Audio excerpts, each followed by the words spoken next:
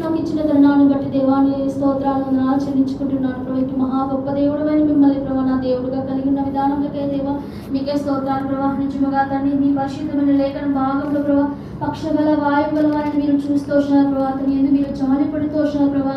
మీరు అతని యొక్క బాధను చూస్తూ వచ్చినారు ప్రభా. అతన్ని మీరు తన్ని క్షమించినారు ప్రభా. తన బలహీనత నుంచి తన బంధకాల నుంచి విడిపించినారు ప్రభా. అదేవిధంగా నేను కూడా ప్రభా ఒకప్పుడు ప్రభా పాపమనే పక్షవాయువుతో సాతానికి బంధింపబడి అనేకమైన బంధకాలతో బంధింపబడి ప్రభా బయటకు రాలేని స్థితిలో నేను ఉంటుంది ప్రభా. అయితే తను నన్ను ప్రేమించి నన్ను చూచి నన్ను ఆకర్షించి మీ స్నేహ బంధములతో తను నన్ను లేవనెత్తి ప్రభా నీ జీవం వెలుగులేకి నన్ను నడిపిస్తూ వచ్చినావు ప్రభా.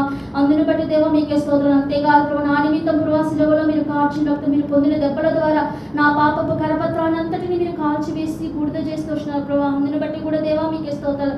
అంతేకాదు ప్రభా మరన్నిటికీ జ్ఞాపకం చేసుకొనుక నా పాపములన్నిటినీ కడిగి వేసిన నా యొక్క రక్షకుడైన